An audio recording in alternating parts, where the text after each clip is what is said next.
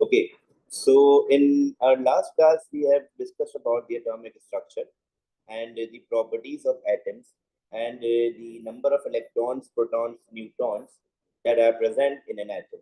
Okay, so now we are going to discuss about the second type of particle, which we are calling the ions. So ions are basically considered as the charged particle, or you can say that ions are formed. They are formed. They are formed when an atom lose or gain gains electron. So ions are that type of particle that are formed from the atom. Ions बनते हैं atom से ही, okay. But जब आपका कोई भी atom किसी भी electron को गेन कर ले या फिर लूज कर ले, तो वो एटम अपने टाइप को चेंज कर देता है from atom to ions, okay. So the concept is that if we talk about the atom, an atom contains same number of protons and electrons, but when an atom lose or gain electrons, they form ions. So what is the basic reason to form ions? About the lose or gain of electrons. तो हम ये कह सकते हैं कि ions के बनने का ताल्लुक बेटा हमारे पास जो तीन पार्टिकल्स होते हैं, इलेक्ट्रॉन्स, प्रोटॉन्स और न्यूट्रॉन्स, तो उन तीनों पार्टिकल्स में से जो आयंस की फॉर्मेशन का पार्ट है वो सिर्फ किसके थ्रू होता है बेटा? इलेक्ट्रॉन्स के थ्रू, ओके। अब एक तरफ हम ये कह रहे हैं कि आपके पास इलेक्ट्रॉन्स मूव कर रहे हैं और इलेक्ट्रॉन्स लूज भी हो रहे हैं और इलेक्ट्रॉन्स गेन्स भी हो रहे हैं, और एक तरफ आप कह रहे हैं कि ions are considered to be the charge particle. तो if we discuss it further in detail, तो बेटा वी नो दैट के there are two types of charges और two types of ions. Number one is called the cation और positive ion.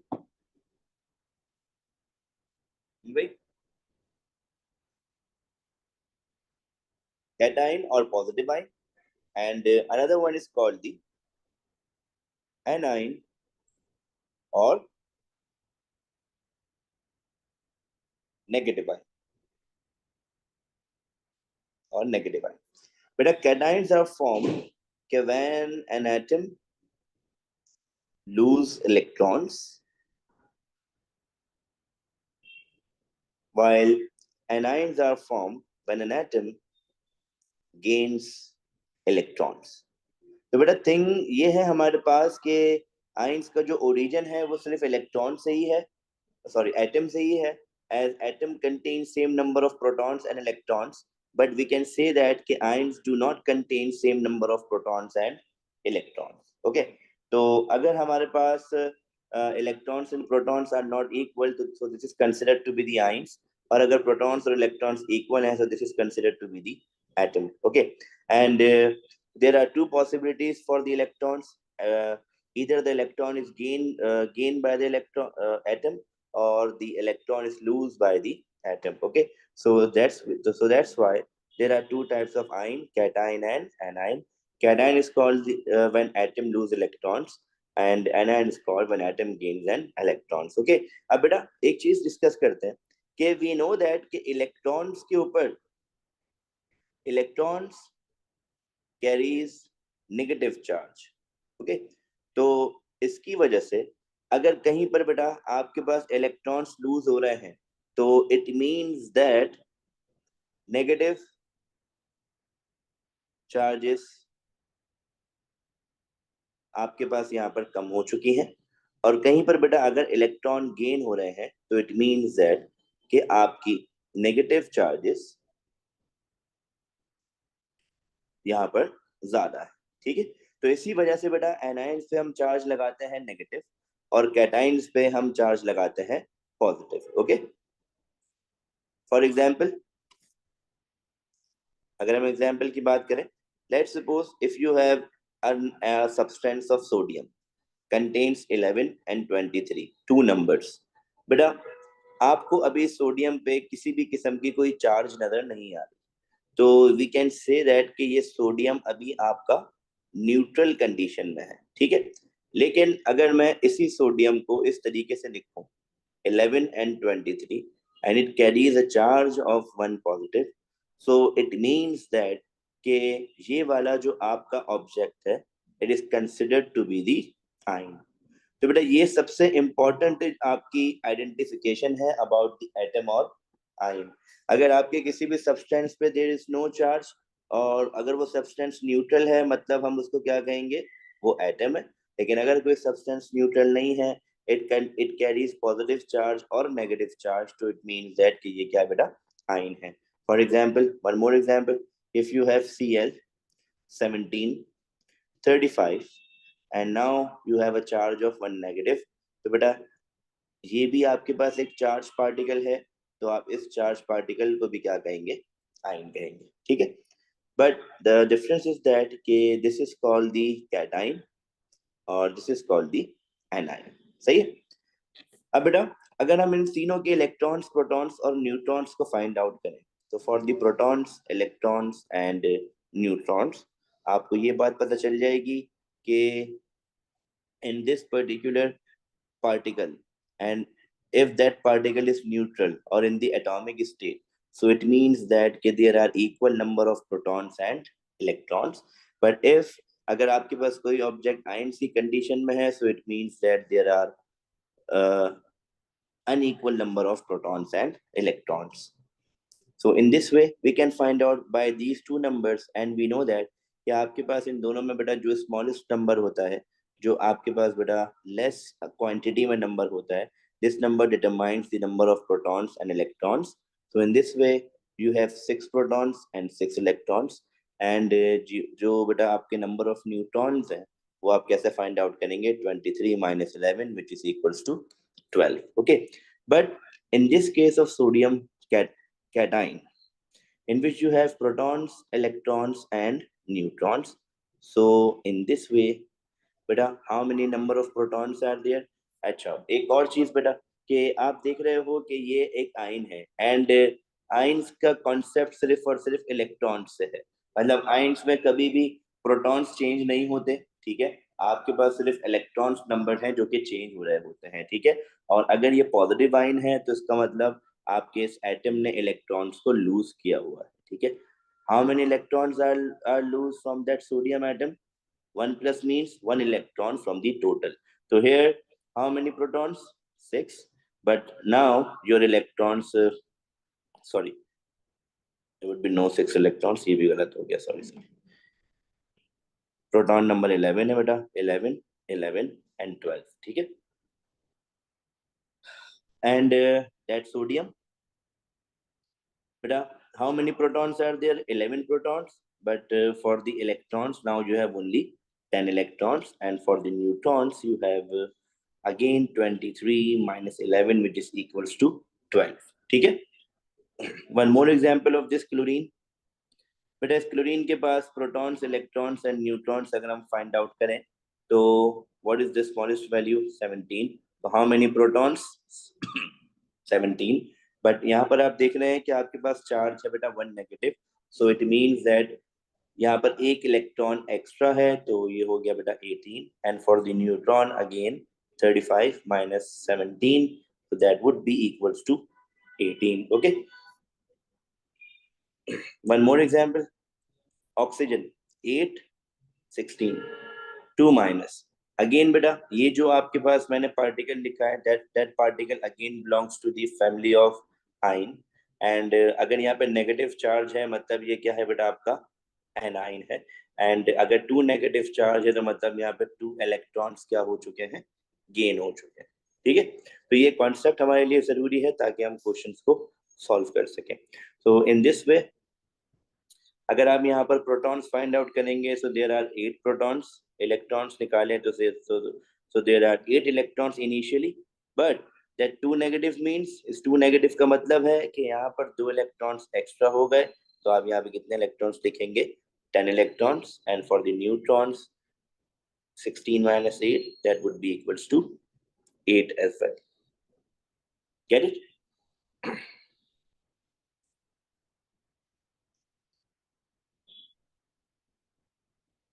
तो बेटा this is the concept of ions. अब मैं आपको कुछ और एग्जांपल्स दे रहा हूँ बेटा फॉर द प्रैक्टिस पर्पसेस, ताकि आप अगर इसके प्रैक्टिस भी कर लेंगे तो it would be helpful. For example you have calcium 2 plus 20 40. You have aluminium 13 27 3 plus, and the last one would be the sulfur 16 32 2 minus. So I'm going to try to solve it.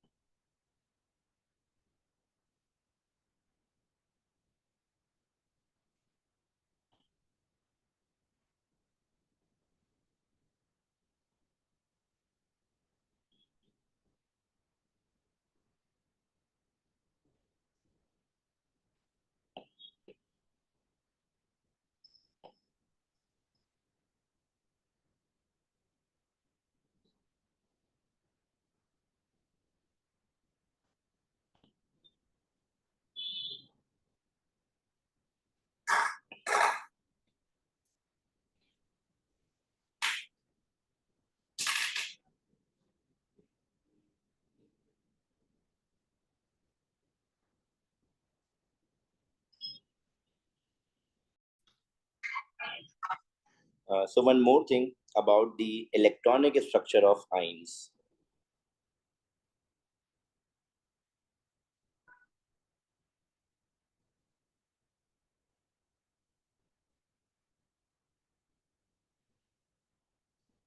So for the electronic structure of ions, beta, let's suppose, for example, if you have a sodium atom,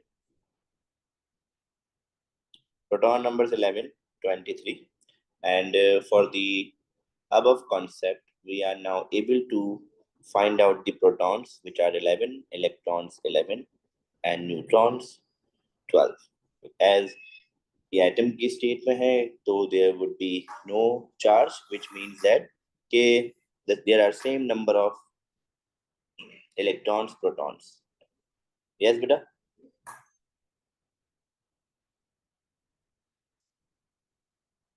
Are you having a question?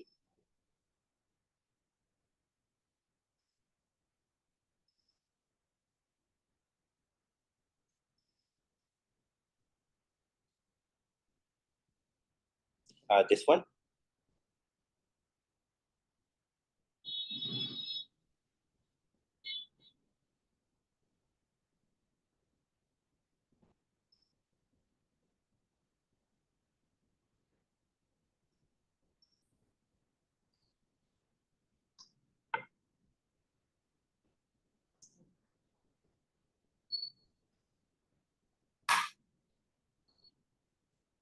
Okay, no issues. So for this particular two things, तो बेटा अगर मैं आपसे कहता हूँ कि आप इस सोडियम का एटॉमिक स्ट्रक्चर बनाएं, तो आप इजीली बना सकते हैं कि आप क्या करेंगे कि there are 11 protons and 12 neutrons in the center, just like this here, and you have your first shell of electrons which contains two electrons, okay, and you have your second shell of electron just like this that contains 8 electrons, and then you have your third shell of electrons that contains only 1 electron. Okay, so that is the atomic structure. But what happened here, okay, let's suppose if you have a sodium 11, 23 again.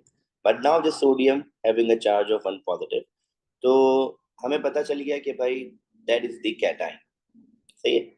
And for the cation, your protons would be 11, electrons would be now 10, and for the neutrons, it's the same, it is 12. ठीक है.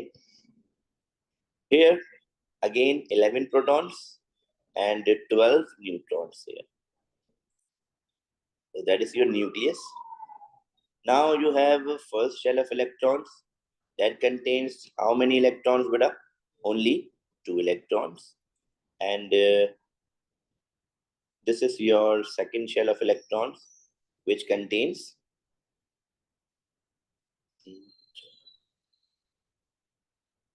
8 electrons. Okay, तो हम यहाँ पे third shell of electrons नहीं बनाएंगे. But here आप देख रहे हो कि भाई यहाँ तो चार्ज भी है, तो हमें इस चार्ज को भी शो करना जरूरी है. तो बेटा जब भी आप लोग किसी भी आयन का इलेक्ट्रॉनिक स्ट्रक्चर बनाएंगे तो you have to show the charges, और आपको ये सारी लार्ज ब्रैकेट्स बनाना जरूरी है. ठीक है.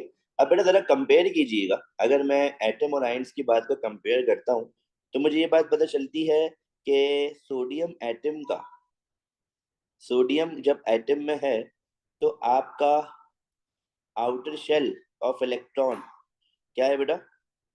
आपका आउटर शेल इनकम्प्लीट. लेकिन जब यही वाला सोडियम आपके बेटा आयन की फॉर्म में आ गया तो इट मीन्स दैट कि आपका जो आउटर शेल है वो क्या हो चुका है बेटा? कंप्लीट हो चुका है. तो this is the another reason कि why atoms are converted into ions. तो अगर आपसे कोई पूछे कि भाई आयंस बनते ही क्यों हैं, मतलब वजह क्या आयंस बनने की? ना बने आयंस, इलेक्ट्रॉन्स को लूज या गेन होना क्यों जरूरी है? तो बेटा इसीलिए जरूरी है ताकि एटम्स अपने आउटर शेल्स को कंप्लीट कर सकें. ठीक है. और देखें जब आप किसी भी एटम का इलेक्ट्रॉनिक स्ट्रक्चर बनाएंगे तो यहाँ पर क्योंकि किसी किस्म की कोई चार्ज नहीं है तो आपको यहाँ पर कोई स्क्वायर ब्रैकेट्स बनाने की जरूरत नहीं है. बट लेकिन जब एग्जामिनर आपसे इलेक्ट्रॉनिक स्ट्रक्चर मांगता है आयंस का, इलेक्ट्रॉनिक स्ट्रक्चर मांगता है बेटा आयंस का, तो इट मींस दैट कि आपको अपने अपने इलेक्ट्रॉनिक स्ट्रक्चर में इस वन पॉजिटिव चार्ज को भी शो करना है. ठीक है. तो इसीलिए हमने यहाँ पर स्क्वायर ब्रैकेट्स लगा के वॉट एवर योर चार्ज आप इसको यहाँ पर एड अप कर देंगे. ठीक है. एंड एग्जामिनर अगर आपसे पूछे कि why ions are forms also, the basic reason for an atom to become an ion is that in order to complete their outer shell. So it means that बेटा कि हम लोग easily find out कर सकते हैं कि how या फिर how many number of electrons are lost by an atom और how many number of electrons are gained by an atom. So with respect to their outer shells. Okay. So that is the particular substance के जो आप देख रहे हो अगर examiner आपसे electronic structure बनाने के लिए कहता है तो.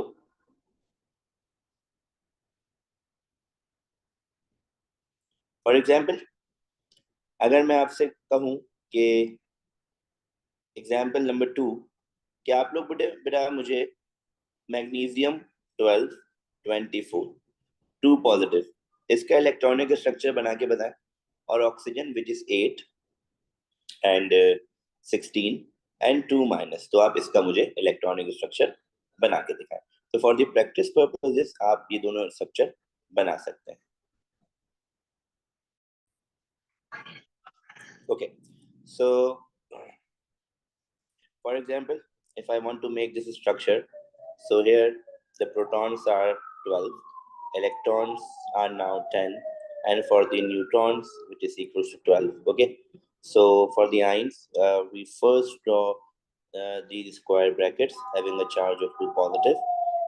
The magnesium atom, the first shell contains 2 electrons and your second shell contains 1, 2, 3, 4, 5, 6, 7 and 8 electrons. ठीक है.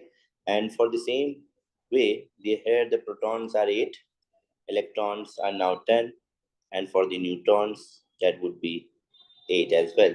So for the oxygen's electronic structure we are having a charge of 2 minus. Oxygen first shell contains 2 electrons. बेटा यहाँ पर एक चीज जो है वो नोट डाउन करने की है.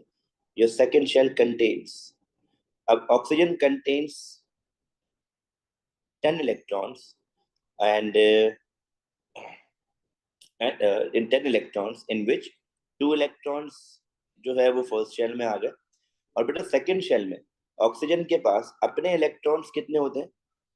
ऑक्सीजन के पास अपने इलेक्ट्रॉन्स 6 है, लेकिन ये 2 electrons due to 2 negative charge इसने कहीं बाहर से गेन करे हैं, तो उन 2 इलेक्ट्रॉन्स को हम लोग डिफरेंट क्रॉस शो कर देंगे। And this cross shows that के these electrons are gained from other element। ठीक है, तो हमने इसको डिफरेंशिएट करने के लिए क्रॉस से शो कर दिया ताकि हमें पता चले कि ये ऑक्सीजन के बेटा अपने इलेक्ट्रॉन्स नहीं है, बल्कि ये वाले इलेक्ट्रॉन्स तो ऑक्सीजन ने कहीं बाहर से एक्सेप्ट किए हैं, गेन किए हैं। ठीक है, अब for the practice of this, okay, so in this question we are going to discuss about the type of particles। हमें पार्टिकल्स की टाइप्स बेटा गिवन है, एंड वी नो दैट कि अगर हम पार्टिकल्स की टाइप हमारे पास है तो ये पार्टिकल एटम की फॉर्म में भी हो सकते हैं और ये पार्टिकल आपके पास आयंस की फॉर्म में भी हो सकते हैं। ठीक है, एंड इफ अगर ये पार्टिकल्स एटम में है तो यहाँ इलेक्ट्रॉन्स और protons that should be equal, और अगर ये आयन की फॉर्म में है तो इसका मतलब यहाँ प्रोटॉन्स और इलेक्ट्रॉन्स इक्वल नहीं होंगे। ठीक है, and you going to solve this and this question contains 6 marks। and अगर आपका ये बहुत ही बेसिक कॉन्सेप्ट अबाउट एटम्स और आयंस बेटा क्लियर है तो आप easily with in few minutes आप इन 6 मार्क्स को गेन कर सकते हैं। ठीक है, तो अगर हम बेटा इसको कंसिडर अलग अलग कर लें कि this is the particle A, तो एग्जामिनर आपसे कह रहा है कि आपको इसी टेबल को यूज करना है and answer the following questions using the information in the table। each particle may be used once, more than once or not at all। तो बेटा ये बिल्कुल जरूरी नहीं है कि सारे पार्टिकल्स ही यूज किए जाएं, इनमें से हो सकता है कुछ पार्टिकल्स ही यूज हो, कुछ पार्टिकल्स बार बार यूज हो और कुछ पार्टिकल या इनमें से यूज ना हो तो भी चलेगा। ओके, अब आपको ए बी सी डी करके ही यहाँ पर आंसर लिखना है, आपको यहाँ पर ओरिजिनल पार्टिकल को बताने की जरूरत नहीं है। तो बेटा देखें, सबसे पहले अगर हम क्वेश्चन को समझ लेंगे ना तो हमारा आंसर 100% सही होगा। कैसे सही होगा कि हम अगर अपने कॉन्सेप्ट में एटम्स और आयंस को लेकर आ चुके हैं तो पहले तो इन सब पार्टिकल्स में से अलग कर लेते हैं कि कौन सा पार्टिकल एटम है और कौन सा पार्टिकल आयन है। तो अगर हम देखें particle A, here number of protons और ये है नंबर ऑफ इलेक्ट्रॉन्स, तो आप देख रहे हैं यहाँ पे प्रोटॉन्स और इलेक्ट्रॉन्स इक्वल है, तो इसका मतलब बेटा ये जो पार्टिकल है ये एटम की स्टेट में। And for the B, 12 protons 12 electrons, same number of electrons and protons, it means that ये भी आपके पास एटम की फॉर्म में है। But for the C, protons are 13, electrons are 10, मतलब बेटा ये पार्टिकल आपका एटम नहीं है, ये पार्टिकल किस स्टेट में आपके पास आयन की स्टेट में है। और यहाँ पे there are 3 less electrons than protons, तो इसका मतलब इसके ऊपर क्या चार्ज है बेटा? 3 positive. For the D, number of protons 8, number of electrons 10, again protons and electrons are not equal, तो ये भी क्या है बेटा आपके पास आयंस है। and there are 2 electrons more, तो it means that इसके ऊपर क्या चार्ज होगी? 2 minus। and the last one is the same number of electrons and protons, so it means that कि आपके पास यहाँ पर ये भी एटम की स्टेट में मौजूद है। ठीक है, तो क्योंकि हमने क्वेश्चन को अच्छे तरीके से समझ लिया तो अब हम इसके आंसर भी बहुत अच्छे तरीके से कर सकते हैं। तो for the first choice, which particle A, B, C, D, E is an atom with the atomic number 12? But we know that atomic number defined as the number of protons। तो आप देखेंगे कि आपके पास ऊपर पार्टिकल्स में number of protons 12 किसके हैं बेटा? तो 12 प्रोटॉन्स पार्टिकल पी के हैं। 12 प्रोटॉन्स बेटा, इलेक्ट्रॉन्स नहीं, 12 प्रोटॉन्स, और ये है नंबर ऑफ न्यूट्रॉन्स। ठीक है, तो इसका आंसर क्या होगा बेटा? The answer is B. Atomic number is an atom with a nucleon number 14। बेटा न्यूक्लियन नंबर होता है the sum of proton and neutron. तो आप यहाँ पर देखें कि आपके पास इन सब पार्टिकल्स में कहाँ पर प्रोटॉन्स और न्यूट्रॉन्स को मिलाकर 14 आ जाता है बेटा? तो अगर मैं यहाँ प्रोटॉन न्यूट्रॉन को ऐड करूँ तो 6 + 6 12 and 8 ये हो गया बेटा 14।